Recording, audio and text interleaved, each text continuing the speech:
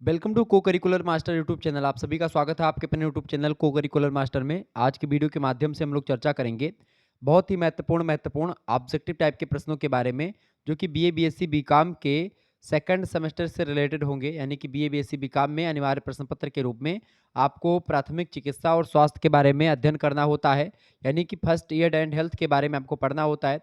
तो BA BSc BCom से बनने वाले बहुत ही महत्वपूर्ण प्रश्न, जो कि सेकंड सेमेस्टर के अनिवार्य प्रश्न पत्र यानी को करिकुलर कोर्स में आने वाले हैं, उन्हीं से बनने वाले लगभग 100 से अधिक ऑब्जेक्टिव टाइप के प्रश्नों को आज के वीडियो के माध्यम से हम लोग चर्चा करेंगे। तो ये बहुत ही महत्वपूर्ण आपका मॉडल पेपर होगा 2024-25 की परीक्षाओं के लिए। बहुत ही इंपॉर्टेंट है लेक्चर, तो आप लोग अंत तक जरूर देख लीजिएगा, ठीक है।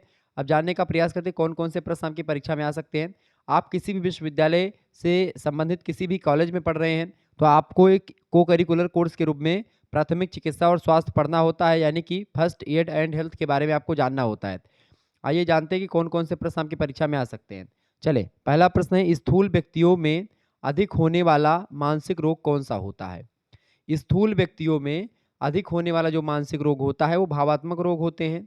हिस्टीरिका नाम का रोग भी होता है और हृदय रोग भी होते हैं।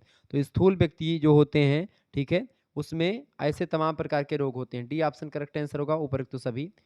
अगला क्वेश्चन आप देखेंगे, मानसिक रोगों से होने वाले मुख्य नुकसान हैं।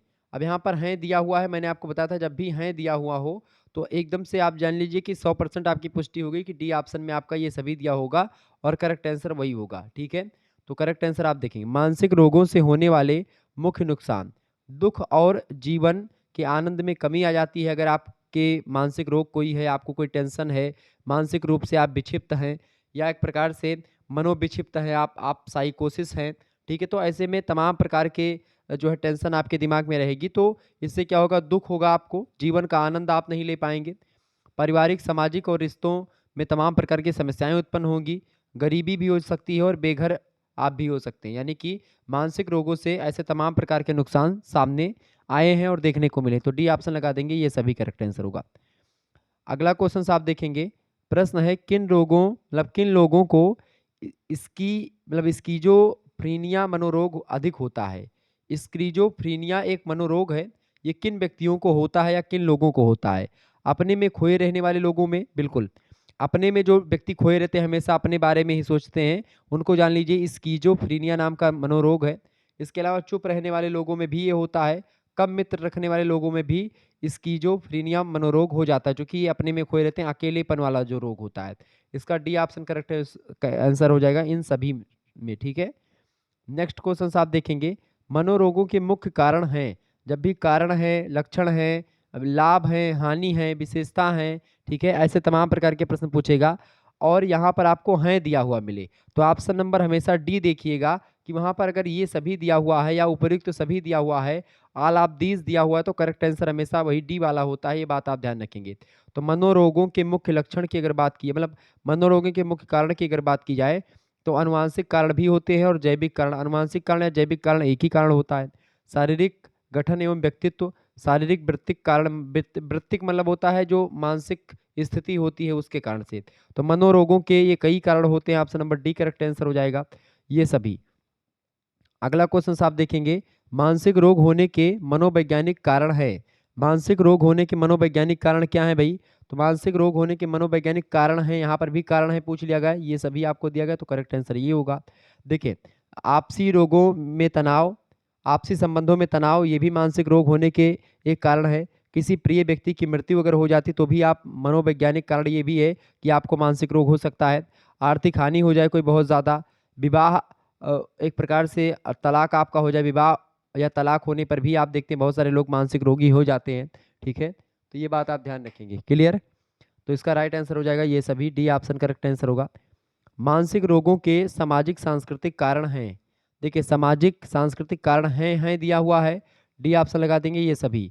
देखिए, मानसिक रोगों के सामाजिक और सांस्कृतिक कारणों में सामाजिक और मनोरंजक गतिविधियों के एक प्रकार से दुराव, बिल्कुल राजनीतिक, प्राकृतिक और सामाजिक दुर्घटनाएं, सामाजिक बोध और अवरोध, ये सब एक प्रकार से कारण होते हैं मानसिक रोगों के। ऑप्शन नंबर इसका डी करेक्ट आंसर होगा। अगला प्रश्न, मनोरोगों को उत्पन्न करने या बढ़ाने में योगदान रहता है किसका। मनोरोगों को उत्पन्न करने या बढ़ाने में योगदान किसका रहता है।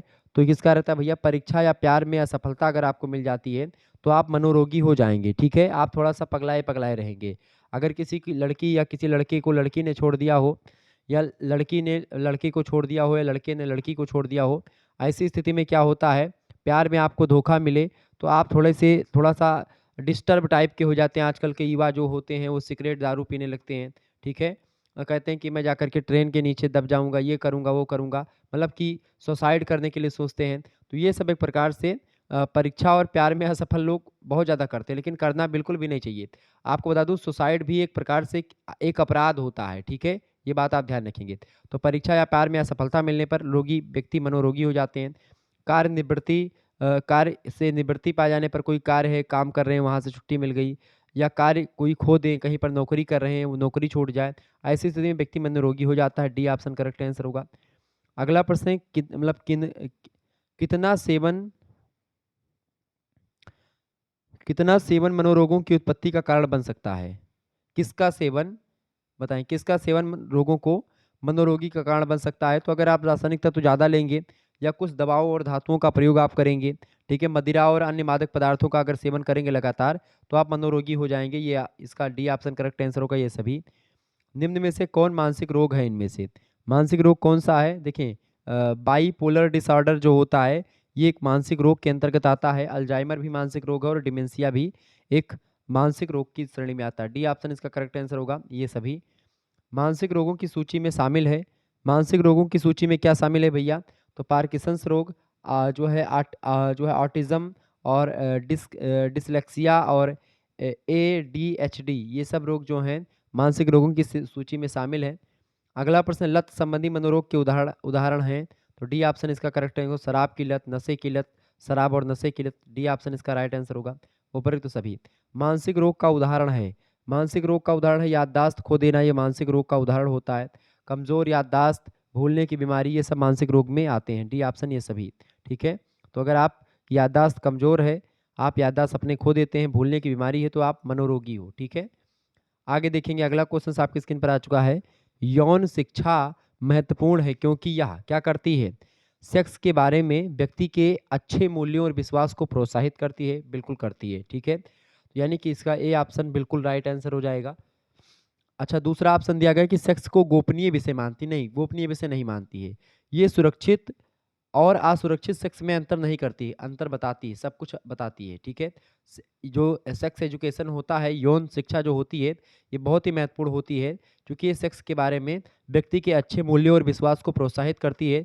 सेक्स को एक दबी हुई जो मानसिकता है, संकीर्ण विचारधारा नहीं मानती, उसको खुल करके सामने आती है और खुल करके बताती कि भाई जो है, ये जो यौन शिक्षा है, इससे लोग डरते, मतलब इससे सोचते हैं कि भाई ये है, छुपा करके लोग करते हैं, समाज में ऐसा थोड़ा सा ये मतलब कि एक मानसिकता होती है। हालांकि तो इसमें जो है अपने परिवार वाले आपको नहीं बताएंगे। एक मूवी अभी इसी पर आई थी, ठीक है, वो मूवी अगर आप लोगों ने देखा होगा तो शायद उसमें जो है, कौन है, मतलब मुझे ध्यान नहीं आ रहा है, मतलब कि ये हैं, क्या बोलते हैं, जो त्रिपाठी जी हैं, जो है बड़े फेमस एक्टर हैं अभी बिहार के, त्रिपाठी जी, उनका क्या नाम है, पंकज त्रिपाठी। तो पंकज त्रिपाठी ने बड़ी ज़बरदस्त एक्टिंग करी है, तो उसमें उन्होंने यौन शिक्षा पर ही आधारित बहुत सारे, मतलब यौन शिक्षा पर ही पूरी की पूरी मूवी है। तो एक प्रकार से आगे देखेंगे, यौन शिक्षा का मुख्य उद्देश्य क्या है। यौन शिक्षा का मुख्य उद्देश्य है यौन व्यवहार और अंतरंगता की जानकारी देना, यौन बीमारियों की रोकथाम करना, और यौन स्वास्थ्य और स्वच्छता की जानकारी देना। ये सभी यौन शिक्षा के उद्देश्य हैं। ऑप्शन नंबर डी लगा देंगे, ये सभी राइट आंसर हो जाएगा। अगला क्वेश्चन आप देखेंगे, अगला प्रश्न आपकी स्क्रीन पर आ चुका है। यौन शिक्षा की आवश्यकता किन कारणों से होती है व्यक्तियों को, क्या जरूरत है हमको यौन शिक्षा या सेक्स एजुकेशन के बारे में पढ़ने की। तो ज़रूरत इसलिए है क्योंकि किशोरावस्था में किशोरों में होने वाले शारीरिक परिवर्तनों की जानकारी देने के लिए, क्योंकि जब शारीरिक परिवर्तन होते हैं महिलाओं में और मतलब लड़कों में और लड़कियों में अलग अलग तरीके से शारीरिक परिवर्तन होते हैं, तो ऐसी स्थिति में उनको समायोजन करना पड़ता है। तो उनको अगर जानकारी रहेगी कि हमारे शरीर में फला परिवर्तन या ये परिवर्तन होने वाला है, या ये परिवर्तन होता है हमारे में, ये ठीक परिवर्तन माना जाता है या फिर ये बेकार परिवर्तन माना जाता है, तो वो सारी चीज़ें आप जान पाएंगे कि क्या परिवर्तन होना चाहिए, क्या नहीं होना चाहिए इसके बारे में।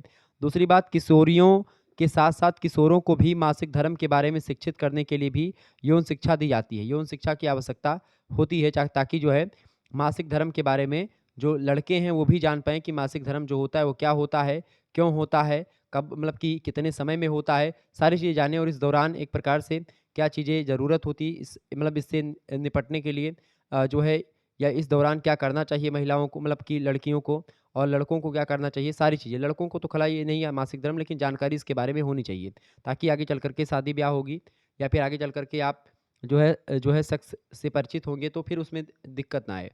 इसके अलावा किशोरों तथा किशोरियों दोनों को गर्भ निरोधक उपायों के बारे में जानकारी देने के लिए यौन शिक्षा ज़रूरी होती है। गर्भ निरोधक उपाय मतलब कि जैसे कि आपका जो है तमाम प्रकार के ऐसे प्रोडक्ट होते हैं जिनसे आपका एक प्रकार से मतलब कि गर्भधारण ना हो। इसके लिए एक प्रकार से आप क तमाम प्रकार के प्रोडक्ट यूज़ करते हैं, उसमें परिवार नियोजन के बारे में जानकारी, तो ये सब यौन शिक्षा की आवश्यकता होती है इन्हीं सभी कारणों से। तो इन सभी कारणों से ऑप्शन नंबर इसका डी लगा देंगे। अगला क्वेश्चन आप देखेंगे, यौन शिक्षा किनके लिए आवश्यक है? यौन शिक्षा किनके लिए आवश्यक है? युवाओं के लिए, युवतियों के लिए, माता-पिता के लिए, सभी के लिए आवश्यक है, ठीक है? डी ऑप्शन राइट आंसर होगा। पुरुष जनन तंत्र में मुख्य भाग कौन से हैं? तो वृषण, अधिवृषण और शुक्राशय और शिशन, ये सब पुरुष जनन तंत्र के जो है मुख्य भाग माने जाते हैं, मतलब कि हैं, माने क्या जाते हैं? Option number D correct answer होगा ये सभी। अगला क्वेश्चन आपकी स्क्रीन पर आ चुका है, पुरुष में वृषण की संख्या कितनी होती है? बताएं। पुरुष में वृषण की संख्या होती है 1, 3 या 4, तो एक जोड़ी होती है। ऑप्शन नंबर इसका डी करेक्ट आंसर हो जाएगा, ठीक है। अगला प्रश्न है, पुरुष वृषण स्थित होते हैं। पुरुष वृषण जो होते हैं वो उदर गुहा के बाहर वृषण कोष में स्थित होते हैं। ऑप्शन नंबर इसका सी राइट आंसर हो जाएगा। अगला क्वेश्चन आपकी स्क्रीन पर आ चुका है, मानव वृषण के किस भाग में शुक्राणु जन क्रिया के परिणाम स्वरूप शुक्राणुओं का निर्माण करते हैं? तो किस में करते हैं भाई? ये जननिक उपकला में करते हैं। ऑप्शन नंबर इसका आ करेक्ट आंसर होगा। अगला क्वेश्चन है, निम्न में से कौन नर जनन हार्मोन है? नर जनन हार्मोन कौन सा है? टेस्टोस्टेरोन जो है, टेस्टोस्टेरोन, ठीक है, ये आपका जो है नर जनन हार्मोन है, ये ऑप्शन करेक्ट आंसर होगा। सेक्स हार्मोन टेस्टोस्टेरोन जो है इसका श्रावण होता है, किससे होता है इसका श्रावण? वृषण कोष से। ऑप्शन नंबर इसका सा करेक्ट आंसर होगा। ये सब प्रश्न आपकी परीक्षा की दृष्टि से बहुत ही महत्वपूर्ण प्रश्न है, ये बात आप ध्यान रखेंगे। आगे बढ़ते हैं और भी प्रश्नों को जानने का प्रयास करते हैं। बहुत ही जबरदस्त प्रश्न आपकी स्क्रीन पर आ चुका है, बताएं। रीढ़ की हड्डी की पतली अथवा ऊपर की हड्डी क्या कहलाती है? रीढ़ की हड्डी की पतली तथा ऊपर वाली जो हड्डी होती है उसको बोलते हैं सर्वाइकल हड्डी। ऑप्शन नंबर इसका ए करेक्ट आंसर होगा। नेक्स्ट क्वेश्चन आपकी स्क्रीन पर आ चुका है, रीढ़ की हड्डी में सर्वाइकल हड्डी के बाद के अगले 12 जोड़े क्या कहलाते हैं? तो अगले 12 जोड़े जो होते हैं उसको बोलते हैं थोरेसिक। ऑप्शन नंबर इसका बी करेक्ट आंसर होगा। अगला प्रश्न, बच्चों में अलग अलग तरह की 5 रीढ़ की हड्डियाँ होती हैं जिन्हें क्या कहते हैं? तो बच्चों में अलग अलग तरह की 5 रीढ़ की हड्डियाँ होती हैं, उनको सैक्रम हड्डी बोलते हैं या इसी को त्रिकास्थी भी बोलते हैं, ठीक है, हिंदी में। Option number A correct answer होगा। अगला प्रश्न, मानव शरीर में हमोड यानी कंठिका हड्डियों की कुल संख्या कितनी होती है? तो कंठिका या हमोड हड्डियों की संख्या 1 होती है, ठीक है, यू आकार की होती है यानी घोड़े के नाल की तरह से। अगला प्रश्न है, हाथ पांव की ऊपरी हड्डियां क्या कहलाती हैं? हाथ पांव की ऊपरी हड्डियां जो हैं ये अनुबंधीय हड्डियां कहलाती हैं, ए ऑप्शन करेक्ट आंसर होगा। अगला प्रश्न, ऊपरी अग्र अग्र अंग के अंतर्गत कुल कितनी हड्डियां आती हैं? ऊपरी अग्र अंग के अंतर्गत कुल कितनी हड्डियां आती हैं भैया? तो 64 हड्डियां आती हैं। ऑप्शन नंबर इसका ए करेक्ट आंसर होगा। अगला प्रश्न है, अनुबंधीय अस्थिपंजर की हड्डियां पाई जाती हैं। अनुबंधीय अस्थिपंजर की हड्डियां पाई जाती हैं तो कंधों में, बाजुओं और टांगों में और नितंबों में, सभी जगह पाई जाती हैं। डी ऑप्शन करेक्ट आंसर हो जाएगा। अगला प्रश्न है, ऊपरी अग्रभाग की हंसली की हड्डी जो होती है उसको किस नाम से जाना जाता है? उसको किस नाम से जानते हैं भैया? तो ऊपरी अग्रांग की हंसली की जो हड्डी होती है उसको क्लेविकल बोलते हैं या इसी को और अंग्रेजी में बोले तो कॉलर बोन बोलते हैं इसको। नेक्स्ट क्वेश्चन है, कंधों के ब्लेड्स किस हड्डी के रूप में जाने जाते हैं? कंधों के जो ब्लेड्स होते हैं उनको स्केपुला बोलते हैं या इसको शोल्डर ब्लेड भी बोलते हैं, इसका बी ऑप्शन करेक्ट आंसर होगा। नेक्स्ट क्वेश्चन है, निचले बाजुओं की अंगूठे की ओर की हड्डियां कहलाती हैं। निचले बाजुओं की अंगूठे की ओर की जो हड्डियां होती हैं वो रेडियस कहलाती हैं। ऑप्शन नंबर इसका ए करेक्ट आंसर होगा। नेक्स्ट क्वेश्चन है, अंगुलियों की हड्डियों को किस नाम से जानते हैं? तो अंगुलियों की हड्डियों को जो है फ्लेंजिस के नाम से जानते हैं। ऑप्शन नंबर इसका ए करेक्ट आंसर होगा। अगला प्रश्न है, हथेलियों की लंबी हड्डी क्या कहलाती है? तो हथेलियों की जो लंबी हड्डी होती है उसको क्या बोलते हैं? जो है मेटा कार्पल्स बोलते हैं। ऑप्शन नंबर इसका डी करेक्ट आंसर हो जाएगा। ओके, आगे बढ़ते हैं और भी प्रश्नों को जानने का प्रयास करते हैं। चलें अगला प्रश्न, त्वचा पर फफोले किस डिग्री बर्न में पड़ जाते हैं?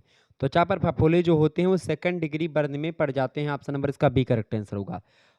जो बर्न होता है यानी जलने का 3 प्रकार होता है, first degree burn, second degree burn और थर्ड डिग्री बर्न। ये सब जो है जलने के प्रकार होते हैं, ठीक है? ध्यान रखेंगे, और भी जलने के प्रकार होते हैं। हालाँकि जो फफोले पड़ जाते हैं तो सेकंड डिग्री बर्न में। अगला प्रश्न, थर्ड डिग्री बर्न के सामान्य लक्षण क्या हैं?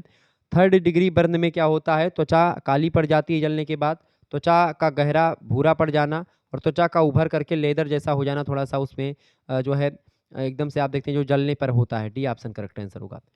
अगला क्वेश्चन आपके स्क्रीन पर आ चुका है, जलने पर फर्स्ट एड के रूप में क्या करना चाहिए? प्राथमिक चिकित्सा के रूप में जलने पर क्या करना चाहिए भैया? तो मामूली रूप से जलने पर जलने पर उस पर 20 मिनट तक पानी डालें और बाद में साबुन से धो लें। इसके अलावा आप जलने के स्थान पर ठंडा, गीला या साफ मुलायम कपड़ा भी रख सकते हैं। इसके अलावा एंटीबायोटिक क्रीम भी लगाएँ। तो ये सब काम आप कर सकते हैं। डी ऑप्शन करेक्ट आंसर होगा। नेक्स्ट क्वेश्चन आप देखेंगे, त्वचा एसिड के संपर्क में आते ही जल जाती है, इसे क्या कहते हैं? त्वचा एसिड के संपर्क में आते ही जल जाती है, इसको बोलते हैं आप केमिकल या कास्टिक बर्न। ठीक है, केमिकल बर्न या कास्टिक बर्न। ऑप्शन नंबर इसका सी करेक्ट आंसर होगा। नेक्स्ट क्वेश्चन है, किसी किसी ठंडी चीज के संपर्क में देर तक रहने से त्वचा के जल जाने को क्या कहते हैं? तो किसी ठंडी चीज के संपर्क में देर तक त्वचा अगर रहती है तो जल जाती है, उसको बोलते हैं कोल्ड बर्न। ठीक है, शीत दंश बोलते हैं हिंदी में इसको। ठीक है, बर्फ से जलने को। अगला प्रश्न है, भाप अथवा गर्म द्रवों से अगर आप जल जाते हैं तो उसको क्या बोलते हैं? भाप अथवा गर्म द्रवों से जलने को आप बोलते हैं स्कॉल्डिंग। ऑप्शन नंबर इसका सा करेक्ट आंसर हो जाएगा। नेक्स्ट क्वेश्चन आप देखेंगे, जब शरीर का कोई जीवित ऊतक किसी संक्षारक पदार्थ में आकर के उसे क्षतिग्रस्त हो जाता है तो इसे क्या कहते हैं? तो जब शरीर का कोई जीवित ऊतक किसी संक्षारक पदार्थ में आकर के उसे क्षतिग्रस्त हो जाता है तो उसको क्या बोलते हैं? उसको बोलते हैं केमिकल बर्न। ऑप्शन नंबर इसका ए करेक्ट आंसर होगा। अगला क्वेश्चन आपकी स्क्रीन पर आ चुका है, हीट स्ट्रोक को अन्य किस नाम से जानते हैं? हीट स्ट्रोक बोलते हैं लू लगना, ऊर्छा उष्मा मूर्छा, आतप ज्वर, ये सब हीट स्ट्रोक को बोलते हैं। Option number D correct answer होगा ये सभी। अगला प्रश्न है, हीट स्ट्रोक सामान्यतः किस तापक्रम पर होता है? तो हीट स्ट्रोक जो होता है इसका जो तापमान 40 डिग्री सेल्सियस से लेकर के लगभग 40 डिग्री सेल्सियस और 104 डिग्री फ़ारेनहाइट, 140 डिग्री सेल्सियस को ही आप 104 डिग्री फ़ारेनहाइट भी बोल सकते हैं। तो सी ऑप्शन इसका राइट आंसर होगा। हीट स्ट्रोक के मुख्य लक्षण क्या हैं? हीट स्ट्रोक के मुख्य लक्षण क्या हैं भैया? तो हीट स्ट्रोक के मुख्य लक्षण हैं मन में उलझन, लाल शुष्क त्वचा और सिर दर्द और चक्कर आना। ये हीट स्ट्रोक के लक्षण हैं। ऑप्शन नंबर इसका द करेक्ट आंसर हो जाएगा ये सभी। आगे देखते हैं, अगला प्रश्न आपकी स्क्रीन पर आ चुका है, फटाफट से आप लोग देखने का प्रयास करेंगे। मोस्ट इंपॉर्टेंट क्वेश्चन है परीक्षा की दृष्टि से आपके। बताएं, स्त्रियों में मासिक धर्म मासिक चक्र नहीं होता है, किस दौरान? बताने का प्रयास करेंगे। स्त्रियों में मासिक जो धर्म होता है वो कब नहीं होता? गर्भावस्था के दौरान या फिर दुग्ध श्रावण के दौरान या फिर गर्भावस्था और दुग्ध श्रावण के दौरान या प्रोजेस्टेरॉन के श्रावण के दौरान? बताएं। प्रोजेस्टेरॉन एक हार्मोन होता है। अब बताएं, तो स्त्रियों में मासिक चक्र नहीं होता है किस स्थिति में? गर्भावस्था और दुग्ध श्रावण के दौरान जो है नहीं होता है। ऑप्शन नंबर इसका सी करेक्ट आंसर होगा। अगला क्वेश्चन आप देखेंगे, अगला प्रश्न है, मनुष्य तथा स्तनी प्राणियों में अधिकांशतः भ्रूण का परिवर्तन मादा शरीर के अंदर होता है, इसे क्या कहते हैं? तो इसको बोलते हैं जरायुजता। ऑप्शन नंबर इसका द करेक्ट आंसर होगा। अगला प्रश्न है, सेक्स शिक्षा की आवश्यकता किन कारणों से होती है? तो इसकी आवश्यकता होती है किशोर अवस्था में किशोरों को अपने शरीर में होने वाले परिवर्तनों को जानने के लिए, मासिक धर्म की अवधारणा को समझने के लिए, यौन संचारित रोगों से बचाव के लिए भी। ऑप्शन नंबर इसका द करेक्ट आंसर हो जाएगा इन सभी कारणों से। यौन संचारित रोग जो होते हैं बहुत खतरनाक होते हैं, ऐसी स्थिति में इनसे बचना बहुत जरूरी होता है, तो इसके लिए सेक्स एजुकेशन बहुत जरूरी होता है। अगला प्रश्न है अगला प्रश्न आपकी स्क्रीन पर आ चुका है, होने वाली संतान लड़का होगा या लड़की होगी, यह निर्भर करता है किस पर? तो होने वाली संतान लड़का होगी या लड़की होगी किस पर निर्भर करता है भैया? ये पुरुष पर निर्भर करता है। किस पर निर्भर करता है? पुरुषों पर। पुरुषों का जो गुणसूत्र होता है वो एक्स वाई होता है, ठीक है, और जो महिला का गुणसूत्र होता है वो एक्स एक्स होता है। तो ये एक प्रकार से एक्स एक्स गुणसूत्र महिला का होता है, एक्स वाई जो होता है ये पुरुषों का होता है। एक्स वाई गुणसूत्र जो होता है ये लिंग निर्धारण गुणसूत्र भी कहा जाता है। अब मान लेते हैं एक्स वाई गुणसूत्र जा करके मिलेगा किससे? मान लेते हैं ये एक्स वाई गुणसूत्र जो है ये जा करके महिला से के एक प्रकार से इससे टकराता है अंदर, ठीक है, अंडाणु में। तो वहाँ पर मिला तो क्या होगा? अगर एक्स और वाई देखें, ये 4 स्थितियाँ बन सकती हैं। एक तो एक्स एक्स मिलेगा तो क्या बन जाएगा? एक्स एक्स मिलेगा तो क्या बनेगा? लड़की बनेगी। फिर ये एक्स इस एक्स से मिलेगा तो भी क्या बनेगा, एक्स एक्स बनेगा यानी लड़की बनेगी। ठीक है, अब ये वाई जाएगा एक्स से मिलेगा तो क्या बनेगा, एक्स वाई बनेगा, लड़का बनेगा। ठीक है, ये बात ध्यान रखेंगे। और फिर ये वाई जाकर के किससे मिलेगा, एक्स से मिलेगा तो क्या बनेगा, एक्स वाई फिर बनेगा। यानी कि चांस जो होते हैं बराबर होते हैं लड़का और लड़की के। क्लियर। अब ये एक प्रकार से एक्स वाई गुणसूत्र जो होते हैं, ये वाई जाकर के अगर एक्स से मिल जाएगा एक्स वाई, फिर वाई एक्स से मिलेगा एक्स वाई, एक्स एक्स से मिलेगा तो एक्स एक्स यानी कि आपका बन जाएगा लड़की। ठीक है, ये बात आप ध्यान रखें। तो इस तरीके से होने वाली संतान लड़का होगी या लड़की होगी, ये पुरुषों पर डिपेंड करता है। बी ऑप्शन करेक्ट आंसर होगा। अगला प्रश्न है, मुख्य यौन संचारित रोग कौन सा है इनमें से। मुख्य यौन संचारित रोग जो है इनमें से सिफिलिस, एड्स और गोनोरिया, ये सब रोग जो है ये सेक्स रोग होते हैं, यौन संचारित रोग होते हैं। डी ऑप्शन करेक्ट आंसर होगा ये तीनों। अगला प्रश्न आपकी स्क्रीन पर आ चुका है, acquired immuno deficiency syndrome. Acquired immuno deficiency syndrome ये एड्स का फुल फॉर्म है। ठीक है, तो ऑप्शन नंबर इसका ए करेक्ट आंसर हो जाएगा। एड्स का ये पूरा नाम है। ठीक है, अगला क्वेश्चन आप देखेंगे, एड्स रोग मनुष्य में किस विषाणु के कारण होता है। तो एड्स रोग जो होता है वो मनुष्य में किस विषाणु के कारण होता है बाबू, तो किस विषाणु के कारण होता है, तो होता है HIV के कारण से। HIV का फुल फॉर्म क्या होता है, HIV का मतलब क्या होता है भैया, फटाफट से आप लोग बताने का प्रयास करेंगे। HIV human immuno deficiency virus. ठीक है, ये HIV का फुल फॉर्म होता है। क्लियर, ध्यान रखेंगे। अच्छा, एड्स के बारे में क्या बातें सत्य हैं इनमें से कौन सी, तो यह असुरक्षित यौन संबंधों के कारण फैलता है। जब अगर आप असुरक्षित यौन संचार करेंगे, संबंध बनाएंगे, तो ये भी फैल जाएगा एड्स। या शरीर के प्रतिरक्षा तंत्र को कमजोर कर जाता है, इम्यूनिटी सिस्टम को कमजोर कर देता है। या कोई जन्मजात रोग नहीं होता है, ये बात भी ध्यान रखें। यानी कि ये सभी एड्स के बारे में सत्य हैं। डी ऑप्शन इसका करेक्ट आंसर होगा। अगला क्वेश्चन आपकी स्क्रीन पर आ चुका है, एड्स के मुख्य लक्षण क्या होते हैं। एड्स का मुख्य लक्षण होता है बार बार सामान्य रोगों से आप ग्रस्त हो जाएंगे, हमेशा आपको कई रोग होते रहेंगे। ठीक है, ये बात ध्यान रखेंगे। इम्यूनिटी सिस्टम अगर आपका कमज़ोर हो जाएगा तो रोग आपके ऊपर हावी हो जाएंगे। इसके अलावा TB, कैंसर, न्यूमोनिया जैसे रोगों का उपचार के बाद भी आप ठीक नहीं होंगे, कितनी भी दवाई करवा लो। रात्रि में आपको पसीना आएगा, तो ये सब एड्स के प्रमुख लक्षण है। Option number D correct answer हो जाएगा ये सभी। नेक्स्ट क्वेश्चन आपकी स्क्रीन पर आ चुका है, यौन उत्पीड़न, यौन दुरुपयोग तथा बलात्कार दंडनीय अपराध है, ये किसके अनुसार, भारतीय दंड संहिता के अधीन। मतलब भारतीय दंड संहिता मतलब कि जिसको आप बोलते हैं अंग्रेजी में IPC। ठीक है, IPC इंडियन पीनल कोड बोलते हैं, उर्दू में इसको ताजराते हिंद बोलते हैं। ठीक है, ये बात आप ध्यान रखेंगे। आगे बढ़ते हैं और अगला प्रश्न आपकी स्क्रीन पर आ चुका है, फटाफट से आप लोग देखने का प्रयास करेंगे।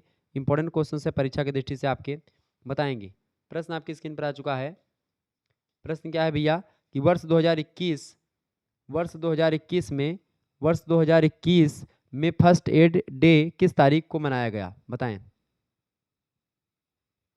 तो 2021 में फर्स्ट एड डे जो मनाया गया है, ये कब मनाया गया, 11 सितंबर को मनाया गया है। हर साल 11 सितंबर को जो है फर्स्ट एड डे के रूप में मनाया जाता है।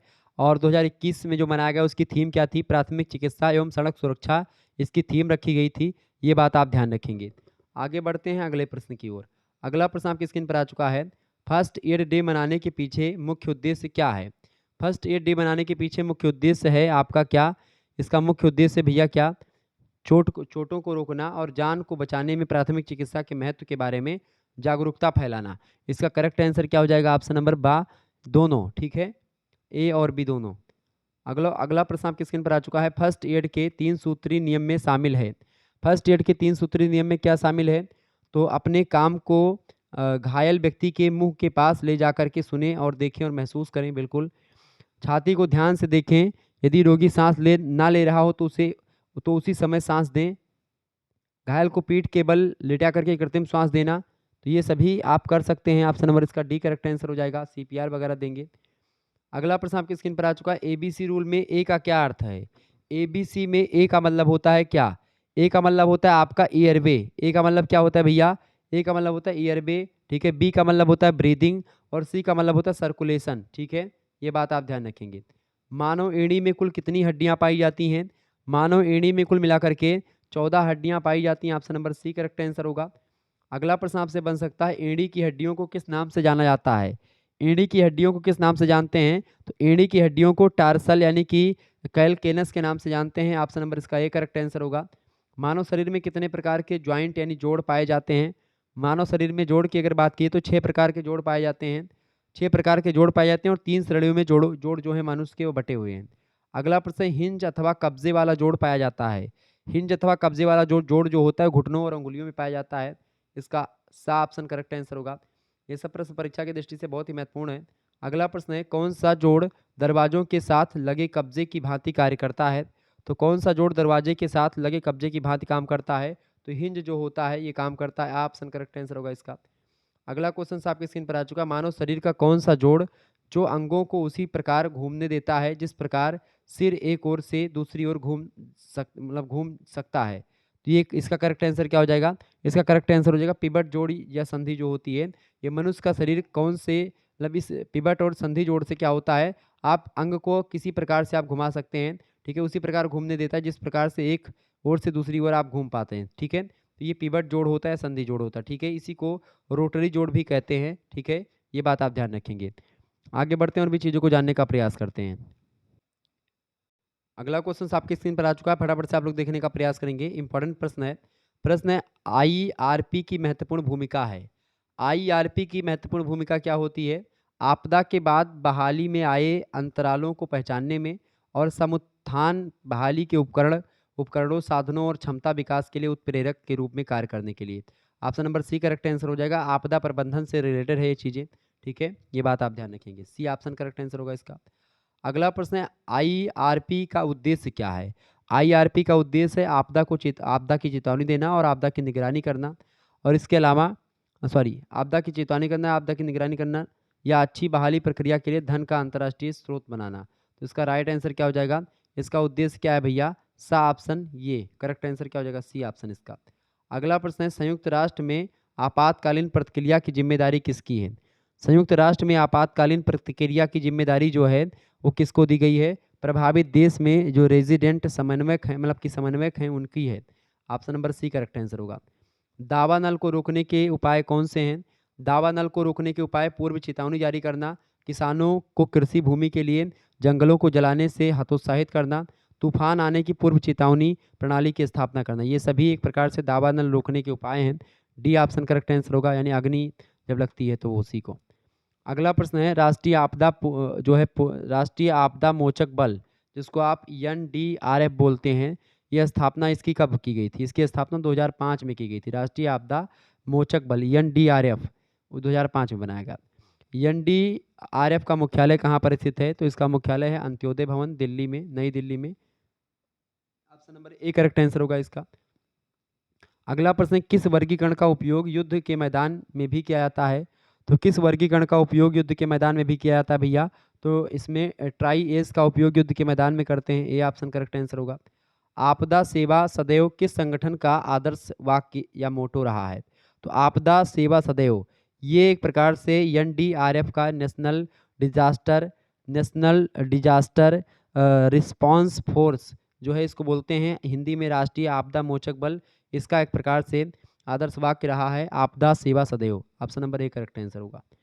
अगला प्रश्न, एनडीआरएफ किस मंत्रालय के अधीन रह करके काम करता है। तो ये गृह मंत्रालय जो भारत का है उसके अंतर्गत काम करता है। ए ऑप्शन करेक्ट आंसर होगा इसका। आगे देखेंगे, अगला क्वेश्चन आपकी स्क्रीन पर आ चुका है, फटाफट से आप लोग देखने का प्रयास करेंगे। इंपॉर्टेंट क्वेश्चन है परीक्षा की दृष्टि से आपके। वीडियो को लाइक और चैनल पर अगर आप नए हैं तो सब्सक्राइब जरूर कर दीजिएगा। ऐसे ही प्रश्न आपकी परीक्षा में आते रहते हैं, ओके। ये चैनल आपके लिए नया बनाया गया है को करिकुलर कोर्स की तैयारी के लिए, ठीक है। तो और भी को करिकुलर की वीडियोस आपको इस चैनल पर मिलती रहेंगी लगातार, तो आप सभी लोग इस चैनल को सब्सक्राइब कर लीजिएगा। अगला प्रश्न आपकी स्क्रीन पर आ चुका है। प्रश्न बहुत ही इंपॉर्टेंट है परीक्षा की दृष्टि से आपके। देखें, सभी मातृ मृत्यु में कितने प्रतिशत मृत्यु प्रसव के 24 घंटे के अंदर होती है। लगभग 46% जो है मृत्यु जो होती है 24 घंटे के अंदर प्रसव के दौरान हो जाती है, ठीक है। प्रसव के 24 घंटे के अंदर जितनी माताएं मरती हैं उनकी मृत्यु प्रसव के 24 घंटे के अंदर ही हो जाती है, लगभग 46% महिलाओं की, ठीक है। यानी कि ज़्यादा मृत्यु जो होती 24 घंटे के अंदर ही हो जाती है। गर्भावस्था में खतरे के लक्षण कौन से हैं। गर्भावस्था में खतरे के लक्षण में डायबिटीज़ की बीमारी अगर आपके है तो खतरे का लक्षण है। दिल की बीमारी और जुड़वा बच्चों की संभावना, इसमें गर्भावस्था में खतरे के लक्षण दिखाई पड़ते हैं। डी ऑप्शन करेक्ट आंसर होगा ये सभी। समय से पहले प्रसव के कारण शिशुओं की मृत्यु का प्रतिशत कितना होता है। समय से पहले अगर प्रसव हो जाता है तो ऐसी स्थिति में शिशु जो होते हैं उनके मरने के जो चांसेस है वो 35% होते हैं, मतलब 35% जो है बच्चे मर जाते हैं। ऑप्शन नंबर इसका आ करेक्ट आंसर होगा। अगला प्रश्न, संक्रमण से मरने वाले नवजात शिशुओं का प्रतिशत कितना है। संक्रमण से मरने वाले नवजात शिशुओं का जो परसेंटेज है वो 33% है। ऑप्शन नंबर इसका सा करेक्ट आंसर होगा। अगला प्रश्न है, प्रसव के दौरान दम घुटने से शिशुओं की मृत्यु कितने प्रतिशत होती है? प्रसव के दौरान दम घुटने से जो बच्चे होते हैं उनकी मृत्यु होती है लगभग 20%। आपको बता दूं कि जन्म लेते वक्त बच्चों को बहुत कष्ट होता है, माता को तो कष्ट होता ही है, बच्चों को भी बहुत ज़्यादा, मतलब जो बच्चा जन्म लेता है उसको बहुत कष्ट होता है, लेकिन उसको पता नहीं चलता। ठीक है, और पता चलता है तो वो रोता है, इसीलिए जब से पहले जब बच्चा पैदा होता है उसके बाद में रोता है। ठीक है, आपको बता दूं कि तुलसीदास जी महाराज बहुत अच्छे विद्वान हैं। उन्होंने क्या लिखा कि जन्मत मरत दुसह दुख हुई, जन्म लेते वक्त और मरते समय बहुत ज़्यादा दुख होता है, उतना दुख कभी नहीं होता है पूरे संसार में, कभी भी, मतलब वो ऐसा दुख संसार में कभी नहीं होता। जन्मत मरत दुसह दुख हुई, इतना भयंकर दुख जो होता है वो कभी नहीं होता है। ठीक है, ये बात आप ध्यान रखेंगे। अगला प्रश्न, कितने प्रतिशत नवजात शिशुओं में जन्मजात विकृतियां पाई जाती हैं? बताएं, कितने प्रतिशत नवजात शिशुओं में जन्मजात विकृतियां पाई जाती हैं? तो लगभग 9% बच्चे ऐसे होते हैं जिनमें जन्मजात विकृति पाई जाती है। अगला क्वेश्चन आप देखेंगे, वैश्विक स्तर पर लड़कियों की मृत्यु दर लड़कों की मृत्यु दर की तुलना में कितने प्रतिशत कम है? लड़कियों की मृत्यु दर जो है कम है, लड़कों की मृत्यु दर की तुलना में कितने प्रतिशत? तो वैश्विक स्तर पर ये प्रश्न है, तो इसका राइट आंसर हो जाएगा 10%। ठीक है, भारतीय स्तर पर नहीं, वैश्विक स्तर पर। अगला प्रश्न, भारत में लड़कियों की मृत्यु दर लड़कों की मृत्यु दर की तुलना में कितने प्रतिशत अधिक है? तो भारतीयों में लड़कियों की ज़्यादा मृत्यु होती है, लड़कियों की जो मृत्यु दर है वो लड़कों से लगभग 11% अधिक है। Option number B correct answer होगा। अगला प्रश्न, नवजात शिशुओं के लिए यूनिसेफ एक संस्था है जिसके द्वारा चलाए जा रहे कार्यक्रमों में क्या चीज़ें शामिल है? तो नवजात शिशुओं के लिए यूनिसेफ के द्वारा चलाए जा रहे कार्यक्रमों में देखभाल की असमानता को कम करना, स्वास्थ्य प्रणालियों को मजबूत करना, प्रतिरोध एवं जोखिम के अनुरूप कार्यक्रम बनाना, ये तीनों ऑप्शन इसके राइट आंसर हैं। ये सभी यानी द ऑप्शन इसका करेक्ट आंसर होगा। अगला प्रश्न, मानव क्षेत्र का आकार होता है, मानव क्षेत्र का आकार होता है खोखले गोले की भांति। ठीक है, ऑप्शन नंबर इसका द करेक्ट आंसर हो जाएगा। अगला प्रश्न, मानव क्षेत्र का व्यास कितना होता है? मानव क्षेत्र का व्यास होता है 25 मिमी। ठीक है, 25 millimetre. Option number the correct answer होगा। आगे देखते हैं और भी प्रश्नों को जानने का प्रयास करते हैं। अगला क्वेश्चन आपकी स्क्रीन पर आ चुका है, पेट्रालेटम गॉज पैड का प्रयोग किया जाता है।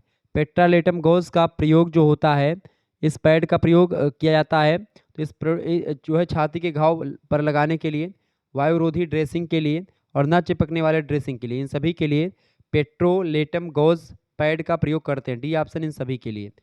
अगला प्रश्न आपकी स्क्रीन पर आ चुका है, किरगामी पट्टी का आविष्कार किस वर्ष किया गया था? किरगामी पट्टी का आविष्कार किस वर्ष किया गया था? 2016 में किया गया था। ए ऑप्शन इसका करेक्ट आंसर होगा। अगला प्रश्न, किस पट्टी में शरीर के बेहतर फिट क्षेत्रों के लिए समानांतर स्लिट्स का उपयोग किया जाता है? बताएं, किस पट्टी में शरीर के बेहतर फिट क्षेत्रों के लिए समानांतर स्लिट्स मतलब कि स्लिट्स का उपयोग किया जाता है? तो वो किरगामी पट्टी में। ऑप्शन नंबर इसका ए करेक्ट आंसर होगा। अगला प्रश्न, कौन सी पट्टी किरगामी कला से प्रेरित है? कौन सी पट्टी किरगामी कला से प्रेरित है भैया? तो जो है किरगामी पट्टी जो है ये किरगामी कला से प्रेरित है। डी ऑप्शन करेक्ट आंसर होगा। किस पट्टी में पट्टियों को 3D मुद्रित सांचों के साथ तैयार किया जाता है? तो इसका करेक्ट आंसर हो जाएगा किरगामी पट्टी को। ए ऑप्शन करेक्ट आंसर होगा। अगला प्रश्न, किस पट्टी को क्रेबेट पट्टी के नाम से भी जानते हैं? तो क्रेबेट पट्टी को, त्रिकोणीय पट्टी को क्रेबेट पट्टी भी बोलते हैं। बी ऑप्शन राइट आंसर होगा। किस पट्टी को समकोण त्रिभुज में रखा जाता है? किस पट्टी को समकोण त्रिभुज में रखते हैं? त्रिकोणीय पट्टी को। Option number A correct answer होगा। अगला प्रश्न, किस पट्टी को सुरक्षित रखने के लिए सुरक्षा पिन प्रदान किया जाता है? किस पट्टी को सुरक्षित रखने के लिए सुरक्षा पिन प्रदान करते हैं? त्रिकोणीय पट्टी को। बी ऑप्शन राइट आंसर होगा। किस पट्टी के उपयोग को बाय स्काउट्स मतलब कि बाय स्कॉट्स ने लोकप्रिय बनाया? बताएं, किस पट्टी को बाय स्कॉट्स ने लोकप्रिय बनाया? तो है त्रिकोणीय पट्टी। बी ऑप्शन राइट आंसर होगा। अंगुली में बांधने के लिए किस पट्टी का उपयोग किया करते हैं? तो अंगुली में बांधने के लिए लपेटन या लोरल जो रोरल बैंडेज होती है उसका प्रयोग करते हैं। ऑप्शन करेक्ट आंसर होगा। लपेटन पट्टी की माप कितनी होती है? लपेटन पट्टी की माप होती है 1 मीटर लंबी और 4 मीटर सेंटीमीटर चौड़ी। ठीक है, 1 मीटर लंबी और 4 सेंटीमीटर चौड़ी। ऑप्शन नंबर इसका आ करेक्ट आंसर होगा। अगला प्रश्न, अगला प्रश्न है, ऑक्सीजन रहित रक्त में ऑक्सीजन कहाँ मिलता है? ऑक्सीजन रक्त रहित में ऑक्सीजन जो मिलता है वो फेफड़ों में मिलता है। ऑप्शन नंबर इसका आ करेक्ट आंसर हो जाएगा। ओके, नेक्स्ट क्वेश्चन है, रक्त को छानकर शुद्ध करने वाला मानव अंग कौन सा है? तो रक्त को छानकर शुद्ध करने वाला जो मानव का अंग है वो है आपका किडनी। ऑप्शन नंबर इसका सा करेक्ट आंसर होगा। अगला प्रश्न आप देखेंगे, शुद्ध और अशुद्ध रक्त के मिलने से रोकने के लिए मानव शरीर में कितने बाल्ब होते हैं? तो मानव शरीर में 4 बाल्ब होते हैं, शुद्ध और अशुद्ध रक्त के मिलने को रोकने के लिए। नेक्स्ट प्रश्न है, मानव हृदय किस आकार का होता है? तो मानव हृदय जो होता है मुट्ठी के आकार का होता है। सा ऑप्शन इसका करेक्ट आंसर होगा। ऑक्सीजन रहित रक्त फेफड़ों में जाने से पहले किस अलिंद में भरता है? तो पहले दाएं अलिंद में भरता है। ऑप्शन नंबर इसका करेक्ट आंसर होगा। मानव हृदय औसतन 1 मिनट में कितनी बार धड़कता है? तो मानव हृदय औसतन जो होता है वो 72 बार धड़कता है। ऑप्शन नंबर करेक्ट आंसर होगा। इसका प्रश्न इंपॉर्टेंट है, परीक्षा में कई बार आया है। मानव हृदय 1 मिनट में कितना रक्त पंप करता है? तो मानव हृदय जो होता है 1 मिनट में कितना रक्त पंप करता है भैया? 70 मिलीलीटर जो है पंप करता है। अगला प्रश्न, मानव हृदय एक दिन में कितने लीटर रक्त पंप करता है? तो एक दिन में लगभग 7600 लीटर जो है रक्त पंप कर देता है। ए ऑप्शन करेक्ट आंसर होगा। अगला प्रश्न, ऑक्सीजन युक्त रक्त एकत्रित होता है। ऑक्सीजन युक्त रक्त जो होता है वो आपका बाएं अलिंद में इकट्ठा होता है। ऑप्शन नंबर इसका करेक्ट आंसर हो जाएगा। आगे देखेंगे, अगला प्रश्न आपकी स्क्रीन पर आ चुका है। हृदय रोग के जोखिम को बढ़ाते हैं। हृदय रोग के जोखिम को कौन बढ़ाते हैं?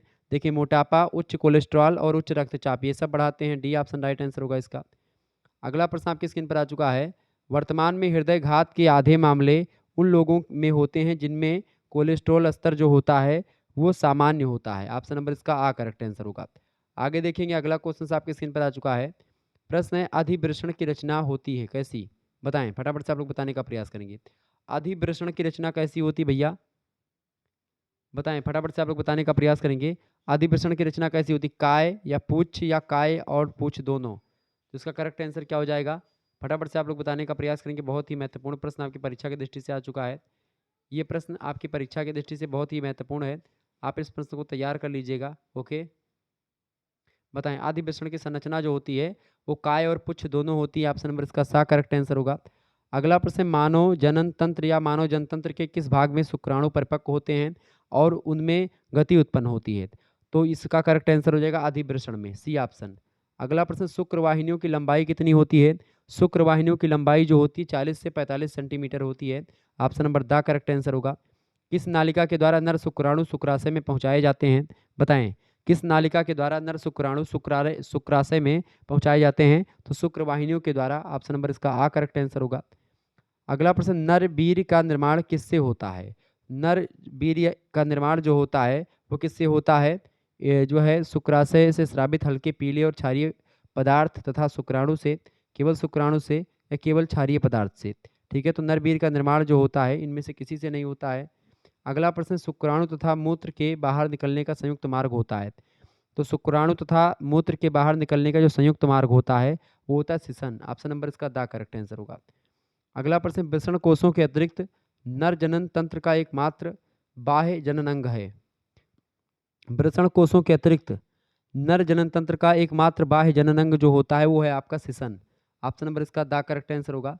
नेक्स्ट क्वेश्चन है, मानव जनन तंत्र की सहायक ग्रंथि कौन सी है? मानव जनन तंत्र की सहायक ग्रंथि कौन सी भैया? बताएं, प्रोस्टेट, काउपर और पेरिनियल, ये सब मानव जनन तंत्र की ही सहायक ग्रंथियां हैं। डी ऑप्शन करेक्ट आंसर हो जाएगा, ये सभी। अगला प्रश्न है, मानव जनन तंत्र की सहायक ग्रंथियों का मुख्य कार्य क्या है? मानव जनन तंत्र की सहायक ग्रंथियों का मुख्य काम क्या है? इनका मुख्य काम है वीर्य निर्माण में सहायता करना, शुक्राणुओं को पोषण देना और शुक्राणुओं को जीवित रखना। डी ऑप्शन इसका होगा, ये सभी। अगला प्रश्न, एक शुक्राणु की लंबाई कितनी होती है? एक शुक्राणु की लंबाई होती है 60 यूएम। ऑप्शन नंबर इसका करेक्ट आंसर होगा। अगला प्रश्न, नर शुक्राणु कितने भागों में विभाजित होता है?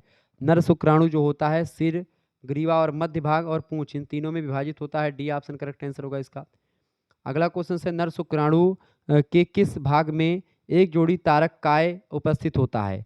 तो नर शुक्राणु के जो है वो ग्रीवा और मध्य भाग में एक जोड़ी तारकाय उपस्थित होता है। ए ऑप्शन करेक्ट आंसर होगा। मुख्य मादा जनन अंग कौन सा इनमें से? मुख्य मादा जनन अंग में अंडाशय, गर्भाशय और योनि। ठीक है, ये मुख्य मादा जनन अंग होते हैं। Option number D correct answer होगा, ये सभी। आगे बढ़ते हैं और भी प्रश्नों को जानने का प्रयास करते हैं।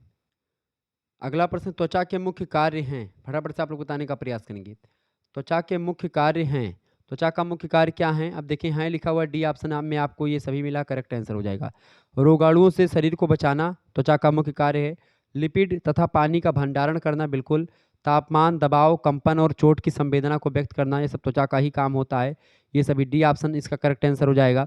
अगला प्रश्न आप देखेंगे, जिन लोगों की त्वचा में फोमेलैनिन अधिक होता है उनकी त्वचा का रंग कैसा होता है? तो उनकी त्वचा का रंग जो होता है वो कैसा होता है भैया? फटाफट से आप लोग बताने का प्रयास करेंगे। तो उनकी त्वचा का जो रंग होता है वो पीला हो जाता है, ठीक है? ऑप्शन नंबर इसका सा करेक्ट आंसर होगा। अगला प्रश्न, त्वचा को गहरा रंग प्रदान करने वाला वर्णक कौन-सा है? त्वचा को गहरा रंग प्रदान करने वाला जो वर्णक है वो आपका होता है यूमेलानिन। यूमेलानिन ऑप्शन नंबर इसका बा करेक्ट आंसर होगा। अगला प्रश्न, त्वचा के सूर्य के प्रकाश के संपर्क में आने से मानव शरीर में किस विटामिन का निर्माण होता है? बताएं। त्वचा के सूर्य के प्रकाश के संपर्क में आने से मानव शरीर में किस विटामिन का निर्माण होता है? तो विटामिन डी का निर्माण होता है। ऑप्शन नंबर इसका बी करेक्ट आंसर होगा। अगला प्रश्न, त्वचा से संबंधित मुख्य रोग कौन से हैं? त्वचा से संबंधित मुख्य रोग इनमें से कौन से हैं? देखें, जो है एटोपिक ड्रामाटाइटिस यानी जिसको एक्जिमा बोलते हैं ये भी, मुहासे और रोसासिया जो होते हैं ये भी त्वचा से संबंधित मुख्य रोग है। और इसके अलावा सोरासियस और लाइकेन प्लेनस ये सब रोग जो हैं ये आपकी त्वचा से संबंधित ही रोग हैं। अगला प्रश्न है, अधिक धूप के संपर्क में रहने से होने वाला त्वचा का कैंसर किस नाम से जाना जाता है? अधिक धूप में के रहने के कारण से त्वचा कैंसर हो जाता है और उस त्वचा कैंसर को बोलते हैं मेलेनोमा, ठीक है? ऑप्शन नंबर इसका आ करेक्ट आंसर होगा। त्वचा बर्न कितने प्रकार का होता है? त्वचा बर्न जो होता है बेसिकली 4 प्रकार का होता है। ऑप्शन नंबर बा करेक्ट आंसर होगा। जलने के प्रमुख प्रकार में शामिल है first degree burn, second degree burn, third degree burn, ये सभी option number D correct answer होगा। निम्न में से किसे सतही जलन बोलते हैं? सतही जलन जो होता है प्रथम डिग्री जो बर्न होता है फर्स्ट डिग्री बर्न, उसको सतही जलन भी बोलते हैं। ऑप्शन इसका करेक्ट आंसर होगा। अगला प्रश्न, फर्स्ट डिग्री बर्न के लक्षण है। फर्स्ट डिग्री बर्न के क्या लक्षण है भाई? फर्स्ट डिग्री बर्न के लक्षण है त्वचा पर नली, मामूली सूजन और दर्द का होना, ये सभी option number D correct answer होगा ये सभी। नेक्स्ट क्वेश्चन आपके स्क्रीन पर आ चुका है। फर्स्ट डिग्री बर्न सामान्यतः कितने दिनों में ठीक हो जाता है? तो फर्स्ट डिग्री बर्न जो होता है ये एक प्रकार से 7 से 10 दिनों में ठीक हो जाता है। ऑप्शन इसका करेक्ट आंसर हो जाएगा। तो इस तरीके से आप लोगों ने बहुत सारे प्रश्नों को समझ लिया। ओके, बहुत ही महत्वपूर्ण ये प्रश्न थे। तो एक प्रकार से इस चैनल को आप सब्सक्राइब कर दीजिएगा, वीडियो को लाइक कर दीजिएगा। ऐसे ही प्रश्न आप जो होंगे आपको मिलते रहेंगे। आपकी यूनिवर्सिटी से रिलेटेड जो है हर एक कॉलेज में जो भी प्रश्न आएंगे सब यहीं से आएंगे। तो आप इस वीडियो को 2 से 3 बार देख लीजिएगा। वीडियो को लाइक और चैनल पर नए तो सब्सक्राइब जरूर कर दीजिएगा। बहुत बहुत धन्यवाद आप सभी का हमारे साथ जुड़ने के लिए। इसी प्रकार से अपना प्यार हमेशा बनाए रखेंगे। ओके, चलिए फिर मिलते हैं नेक्स्ट वीडियो में। बहुत बहुत धन्यवाद भाई, सभी का बहुत बहुत धन्यवाद।